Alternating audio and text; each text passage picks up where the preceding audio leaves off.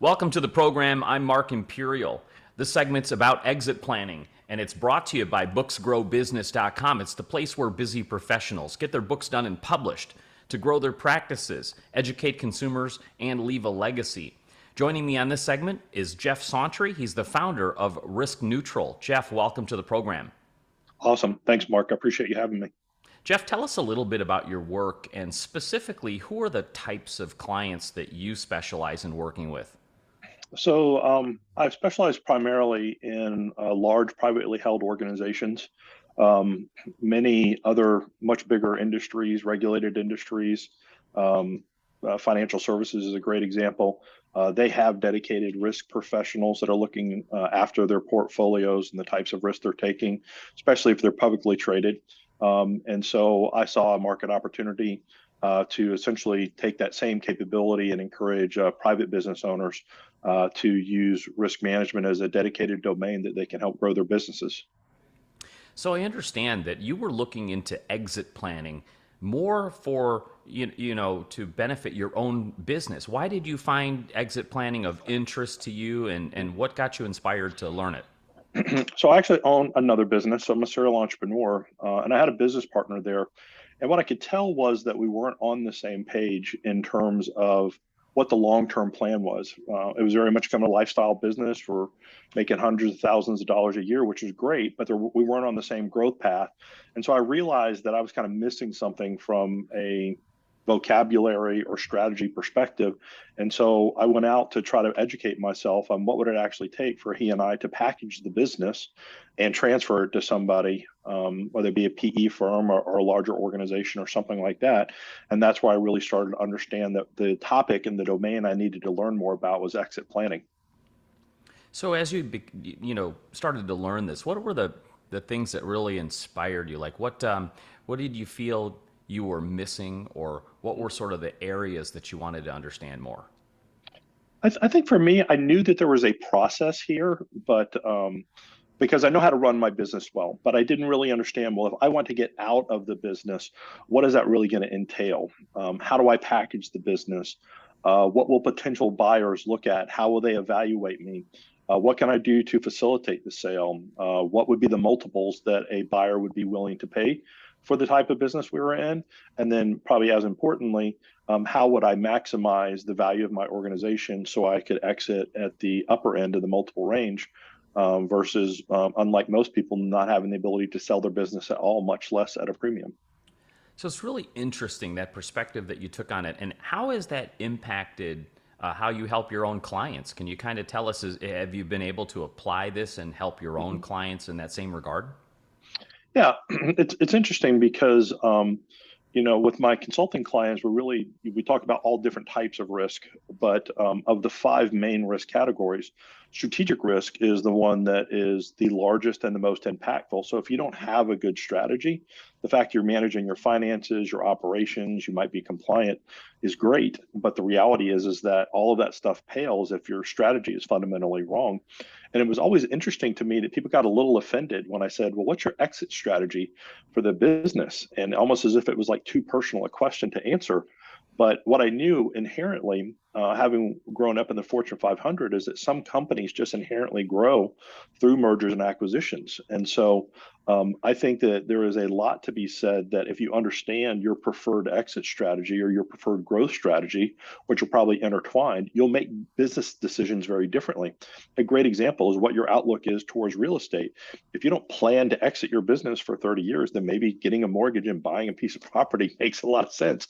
But if you're in a business that's very much kind of operations driven and you're going to try and exit the business within a couple of years, you don't want the selling of that property to complicate your exit. So you should probably just go ahead and rent something and treat it as an operating expense. That's just a simple example. But by understanding what your exit strategy is, I think it informs a lot of other really important decisions along the way.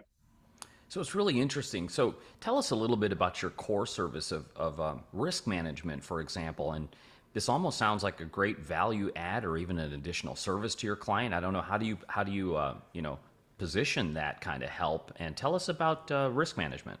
All right.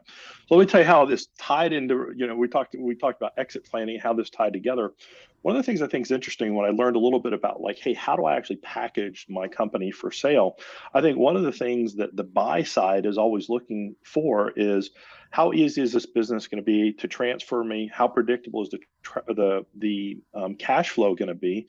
But I think probably as importantly, unless they're inherently in the business, which a lot of people aren't, and they're buying a business because they want to get into it, I think what would be very helpful is as part of that due diligence process, if you just explain to the new owner, hey, these are all the risks that we evaluated, and these are the ways that we're going to address them. So a great example would be like customer concentration or supply chain issues.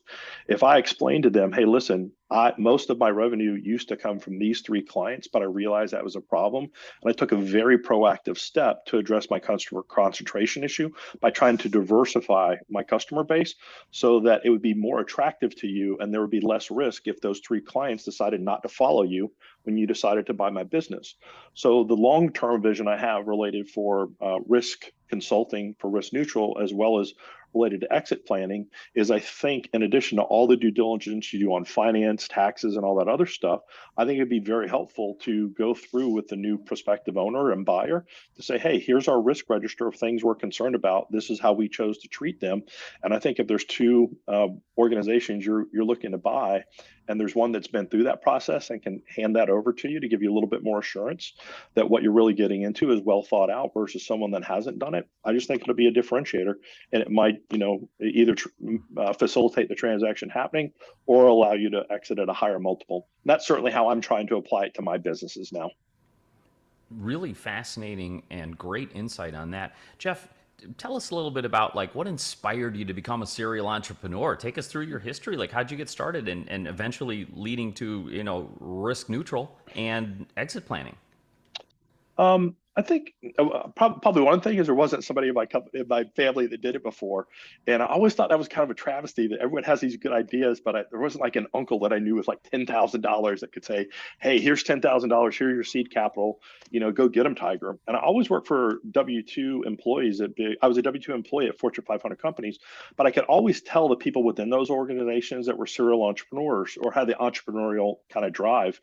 And I think I kind of got lucky that the first job I had out of school was working for a big three. And I felt like every single partner in that big three, whether it be a tax, audit, or a management consulting partner, was really kind of an entrepreneur as part of this bigger organization.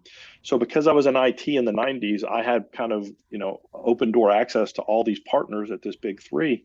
And what I really gleaned from that is that they were working under the auspices of this conglomerate, but they were each their own CEOs within the organization that had a revenue responsibility to the bigger organization. And I just always admired that. And then over time, as I got better at technology and cybersecurity, I realized that I probably had the chops and the financial acumen to go ahead and go out on my own and take the giant leap of not being on somebody else's work chart and trading one type of risk for another. Jeff, before I ask you my last question, is there anything that I didn't think to ask that you feel is important to share with business owners in regards to, risk management, exit planning, or any final words of wisdom? Yeah, I just think very much like I struggled a little bit to understand, well, what topic was I missing? I think that inherently, I think this goes to the fundamental fact we talk about all the time that as an entrepreneur or a business owner, don't spend all your time working in the business, work on the business. And so I think whether it be baby boomers aging out, it being a very good capital market if you want to exit to a PE or a publicly traded firm or something like this, I would just encourage other business owners to really take a look at exit planning as a discipline. And really the only people that can drive that is probably the leader of the organization, the co-founders, or the CEO that's going to have to take a step back and make this a priority. I think you should set aside about 3 to 5% of your EBITDA to pay consultants, go through the process, do the business process redesign. So don't flinch at that number. But I would argue, where else can you spend 5% of your EBITDA and have that come out to be a 3 to 7% multiple if you can successfully exit? So I think the ROI is incredible there if you go ahead and educate yourself on exit planning as a business owner and really just kind of commit to understanding what the vocabulary is, what the core concepts are, and what are some of the professionals out there that can help you if you frame the conversation right around exit planning. That sounds like a really smart investment right there. Jeff, for business owners listening who would love to speak with you, how can they find you, connect with you, and learn more? So I spend most of my time in the professional services business. I own Risks Neutral, and the website is www.goriskneutral.com. And that would be an excellent place to reach out to me, or feel free to reach out to me on LinkedIn. My last name is spelled Sauntry. Jeff, this has been terrific. I really appreciate you taking the time to share with my audience. It was a very unique perspective, and I wish you continued success for you and for all of your clients. Awesome. Thanks, Mark. I appreciate you having me on the show today.